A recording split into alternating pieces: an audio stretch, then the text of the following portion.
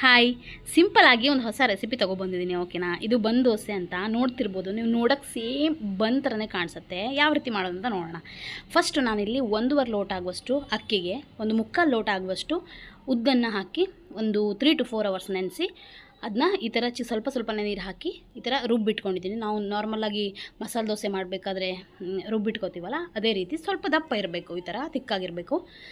First ನಾನಿಲ್ಲಿ ಒಗ್ಗರಣೆ ಮಾಡ್ಕೊಳ್ಳೋಣ. ಅದಕ್ಕೆ ಒಂದು ಮೀಡಿಯಮ್ ಸೈಜ್ ಟೊಮೆಟೊ, ಸ್ವಲ್ಪ ಕರಿಬೇವಿನ ಸೊಪ್ಪು, ಒಂಚೂರು ಶುಂಠಿ, ಒಂದು ಚಿಕ್ಕದು, ಇದು ಸ್ಕಿಪ್ ಮಾಡ್ಬೋದು, ಕೆಲವೊಬ್ಬರಿಗೆ ಫ್ಲೇವರ್ ಆಗೋಲ್ಲ. ಸೊ ಆಮೇಲೆ ಒಂದು ಮೀಡಿಯಮ್ ಸೈಜ್ದು ಕ್ಯಾರೆಟು ಮತ್ತು ಒಂದು ಚಿಕ್ಕದು ಈರುಳ್ಳಿ, ಆಮೇಲೆ ಲೆಮನ್ನು ಆಪ್ಷನಲ್ಲು, ನೀವು ಹಾಕ್ಕೋಬೋದು ಬಿಡ್ಬೋದು.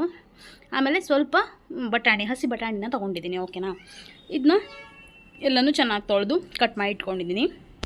ಈಗ ಒಗ್ಗರಣೆಗೆ ನಾರ್ಮಲಾಗಿ ನಾವು ಒಂದು ಪಾತ್ರೆಗೆ ಒಂದು 2 ಸ್ಪೂನ್ ಆಗುವಷ್ಟು ಆಯಿಲ್ ಹಾಕಿ, ಆಯಿಲ್ ಬಿಸಿ ಆದ ನಂತರ 1 ಸ್ಪೂನ್ ಆಗುವಷ್ಟು ಸಾಸಿವೆ, ಅದೇ ರೀತಿ ಸಾಸಿವೆ ಸಿಡಿದ ನಂತರ ನಾವೇನು ಚಿಕ್ಕದಾಗಿ ಕಟ್ ಮಾಡಿ ಇಟ್ಕೊಂಡಿದ್ದೀವಲ್ಲ ಶುಂಠಿ, ಅದನ್ನ ಆ್ಯಡ್ ಮಾಡ್ಕೋಬೇಕು.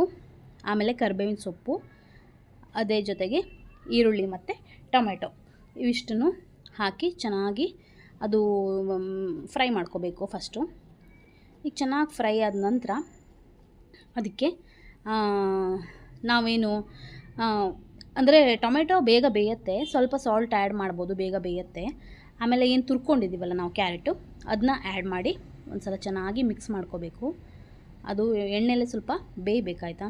ಸೊ ಚೆನ್ನಾಗಿ ಈ ಥರ ಫ್ರೈ ಮಾಡಿ ಆಮೇಲೆ ನಾವು ಹಸಿ ಬಟಾಣಿ ಏನು ಇಟ್ಕೊಂಡಿದ್ದೀವಲ್ಲ ಅದನ್ನು ಆ್ಯಡ್ ಮಾಡಬೇಕು. ಹಸಿ ಬಟಾಣಿನೂ ಚೆನ್ನಾಗಿ ಆ್ಯಡ್ ಮಾಡಿಕೊಂಡು ಚೆನ್ನಾಗಿ ಈ ಥರ ಮಿಕ್ಸ್ ಮಾಡಿ ಇವಾಗ ಏನು ಮಾಡಬೇಕು, ಸ್ವಲ್ಪ ಹೊತ್ತು ಮುಚ್ಚಿಡಬೇಕು. ಓಕೆನಾ? ಅದು ವಿಡಿಯೋ ಸ್ಕಿಪ್ ಆಗಿದೆ, ಸಾರಿ. ಸ್ವಲ್ಪ ಹೊತ್ತು ಬೇಯಕ್ಕೆ ಬಿಟ್ಟು ಆಮೇಲೆ ಓಪನ್ ಮಾಡಿ ಅದಕ್ಕೆ ಸ್ವಲ್ಪ ರುಚಿಗೆ ತಕ್ಕಷ್ಟು ಉಪ್ಪು ಹಾಕಬೇಕು. ಆಮೇಲೆ ನಾನು ಇಲ್ಲಿ ಸ್ವಲ್ಪ ಚಿಲ್ಲಿ ಪೌಡ್ರನ್ನ ಹಾಕಿದ್ದೀನಿ, ಒಂದು 1/4 ಸ್ಪೂನ್ ಆಗುವಷ್ಟು. ಇದು ಅಂದರೆ ಬನ್ ಥರ ಬಂದಿದೆಯಲ್ಲ, ಸೊ ಸ್ವಲ್ಪ ಫ್ಲೇವರ್ ಇರುತ್ತೆ ಮತ್ತು ಸ್ವಲ್ಪ ಖಾರವಾಗಿ ಚೆನ್ನಾಗಿರುತ್ತೆ ಅಂತ. ಸೊ ನಾನು ಸ್ವಲ್ಪ ಒಂದು 1/4 ಸ್ಪೂನ್ ಆಗುವಷ್ಟು ಚಿಲ್ಲಿ ಪೌಡ್ರನ್ನ ಆ್ಯಡ್ ಮಾಡಿದ್ದೀನಿ. ಆಮೇಲೆ ಸ್ವಲ್ಪ ಸಾಲ್ಟು, ಇವೆರಡನ್ನೂ ಹಾಕಿ ಚೆನ್ನಾಗಿ ಮಿಕ್ಸ್ ಮಾಡಿ ಇದು ಚೆನ್ನಾಗಿ ಬೇಯೋ ತನಕ ಬಿಡಬೇಕು. ಓಕೆನಾ? ಕರೆಕ್ಟ್ ಬೇಯಬೇಕು, ಯಾಕೆಂದರೆ ನಾವು ಡೈರೆಕ್ಟಾಗಿ ದೋಸೆ ಹಿಟ್ಟಿಗೆ ಆ್ಯಡ್ ಮಾಡ್ತೀವಲ್ಲ ಇದನ್ನ. ಸೊ ಇಲ್ಲೇ ಕರೆಕ್ಟಾಗಿ ಬೇಯಿಸ್ಕೋಬೇಕು.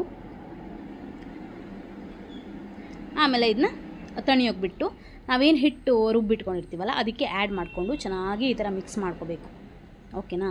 ನಾನು ಚೆನ್ನಾಗಿ ಈಗ ಮಿಕ್ಸ್ ಮಾಡ್ಕೊಂಡಿದ್ದೀನಿ. ಇದಕ್ಕೆ ನಾನು ನಾರ್ಮಲಾಗಿ ದೋಸೆ ಮಾಡೋ ತವ ಯೂಸ್ ಮಾಡ್ತಾಯಿಲ್ಲ, ಇದು ಪ್ಯಾನ್ ಯೂಸ್ ಮಾಡ್ತಾಯಿದ್ದೀನಿ. ಓಕೆನಾ? ಯಾಕೆ ಬನ್ ಥರ ಬರಬೇಕಲ್ಲ, ಅದಕ್ಕೆ. ಸೊ ನೋಡಿ, ನಾನು ಈ ಥರ ಮಿಕ್ಸ್ ಮಾಡಿ ಇಟ್ಕೊಂಡಿದ್ದೀನಿ ಎಲ್ಲನೂ. ನಾನೇನು ಪಲ್ಯ ಮಾಡ್ಕೊಂಡಿದ್ದೆ ಅದನ್ನ.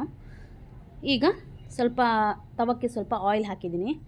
ಆಯಿಲ್ ಬಿಸಿ ಆದ ನಂತರ ಒಂದೊಂದೇ ಸೌಟಲ್ಲಿ ಸ್ವಲ್ಪನೇ ಹೀಗೆ ಬಿಡಬೇಕು. ಬಟ್ ಜಾಸ್ತಿ ಅದನ್ನ ಸರಿಸಬಾರ್ದು. ಓಕೆನಾ? ಹಿಟ್ಟನ್ನ ಈ ಥರ ದಪ್ಪವಾಗೇ ಇರಬೇಕು. ಈ ಥರ ಬಿಟ್ಟು ಲಿಡ್ನ ಕ್ಲೋಸ್ ಮಾಡಿ ಇಡಬೇಕು. ಸಿಮ್ಮಲ್ಲಿ ಇಟ್ಟರೆ ಚೆನ್ನಾಗಿದಾಗುತ್ತೆ. ನೋಡಿ ಯಾವ ಥರ ಅಡಿಗೆ ಚೆನ್ನಾಗಿ ಬೆಂದಿದೆ. ಇದನ್ನ ಉಲ್ಟ ಹಾಕ್ಕೋಬೇಕು. ಉಲ್ಟ ಹಾಕಿ ಚೆನ್ನಾಗಿ ಸಿಮ್ಮಲ್ಲೇ ಇಟ್ಟು ಚೆನ್ನಾಗಿ ಬೇಯಿಸ್ಕೋಬೇಕು. ನೋಡ್ತಿರ್ಬೋದು ನೀವು, ಸ್ವಲ್ಪ ಬನ್ ಥರನೇ ಸ್ವಲ್ಪ ಬಂದಿದೆ, ದಪ್ಪವಾಗಿ ನೋಡ್ತಿರ್ಬೋದು ನೀವು ಎಷ್ಟು ಚೆನ್ನಾಗಿ ಉಬ್ಬು ಬಂದಿದೆ ಅಂತ. ಸೇಮ್ ಬನ್ ಥರನೇ ಆಗುತ್ತೆ. ಇದ್ರ ಜೊತೆ ನೀವು ಸಾಸ್ನ ಸರ್ವ್ ಮಾಡ್ಬೋದು ಅಥವಾ ಚಟ್ನಿನೂ ಸರ್ವ್ ಮಾಡ್ಬೋದು, ಚೆನ್ನಾಗಿರುತ್ತೆ. ಮಕ್ಕಳಿಗೂ ಚೆನ್ನಾಗಾಗತ್ತೆ ಮಾಡಿಕೊಟ್ರೆ. ಈ ವಿಡಿಯೋ ಇಷ್ಟ ಆಗಿದ್ದರೆ ಪ್ಲೀಸ್ ಒಂದು ಲೈಕ್ ಮಾಡಿ. ಓಕೆನಾ? ಇನ್ನೊಂದು ಹೊಸ ರೆಸಿಪಿ ಜೊತೆ ಮತ್ತೆ ಬರ್ತೀನಿ. Please subscribe. Thank you.